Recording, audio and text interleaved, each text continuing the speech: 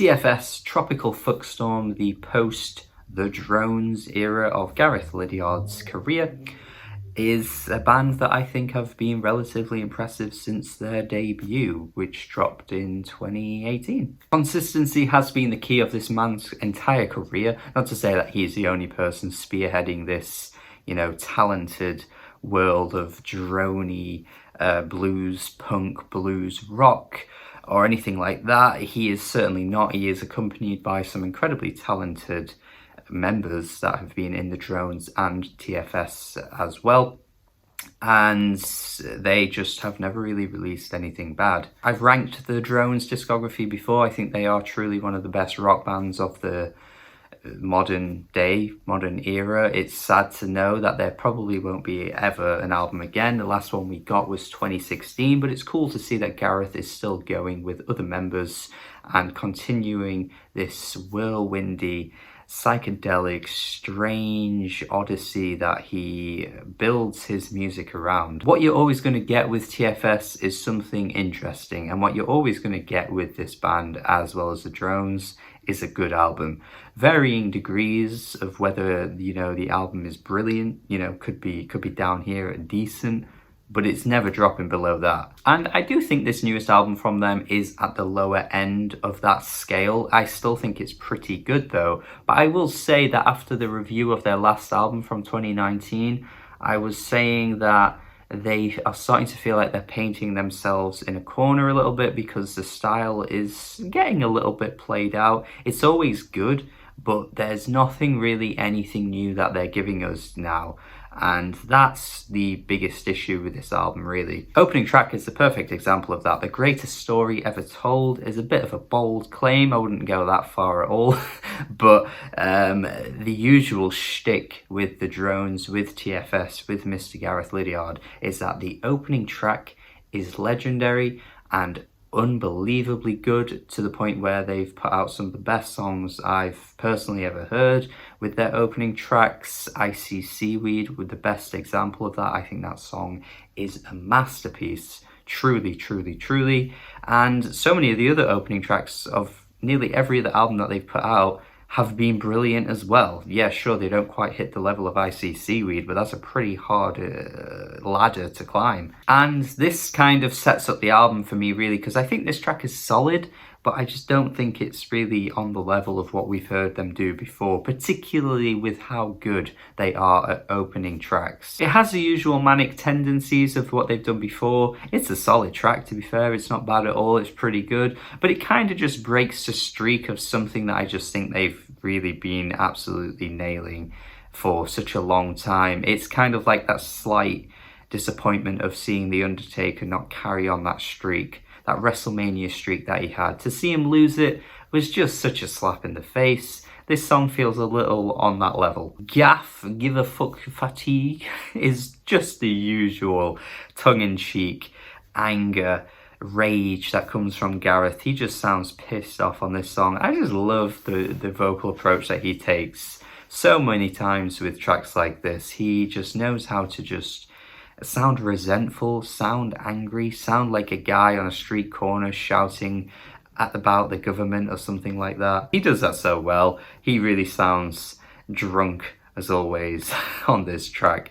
It's just typical stuff from them. We see the vocal lead being taken from Fiona and Erica on 2 tracks on this album.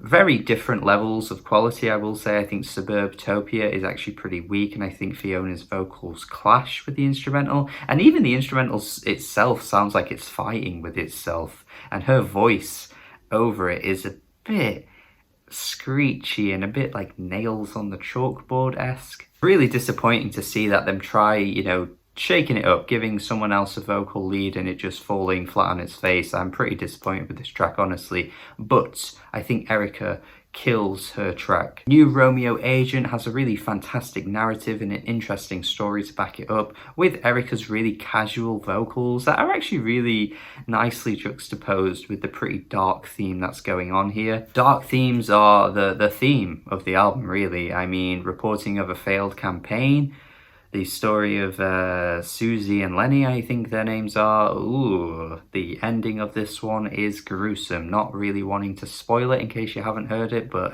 read the lyrics as you go along with this, actually. By the end of the track, it's a pretty disturbing way to end things. It's like some kind of Safdie Brothers type thing. And Legal Ghost is absolutely heartbreaking. The story here is awful, like the backstory, which is something I wonder if Gareth has just kept locked away for so many years, because it happened when he was very young, probably younger than me actually. I think he was in his early 20s. His girlfriend at the time killed herself in his car, and that's what this song's about. Jesus Christ, the darkness this album reaches is crazy. So there's nothing short of like interesting themes, as always, from these guys. You're never gonna miss that with this band. But I just think at times the music generally is pretty familiar and pretty standard. I think Legal Ghost is probably the best track though, in terms of how it progresses and the repetition of the chorus, and just that backstory as well really adds an extra punch. But tracks like The Donkey start off subdued, build into a crescendo, build into that manic insanity that we've seen from this band many times before.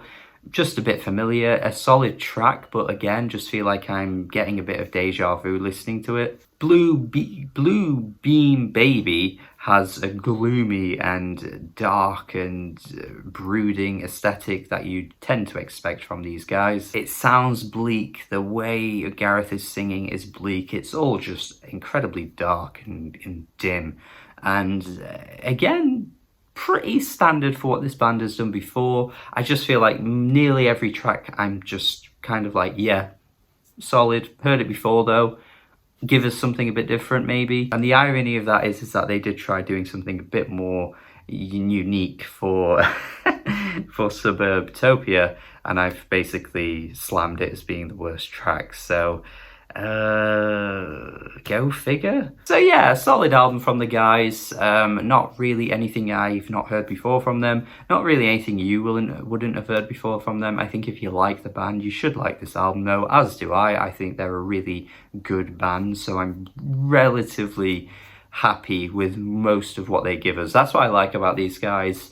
You're never going to be let down. And I think this is probably the closest I've been to getting let down from TFS and the Drones in quite some time, but it's still good for what it is, and that's all you can really ask for. The droney ending isn't all that invigorating really, but it's a solid album. 6 out of 10 from me. Let me know your thoughts in the comments if you've heard it. Would love to see what you guys think. If you have heard it, it's not really been talked about much at all, but would love to see what you guys think in the comments. Oh, itchy eye.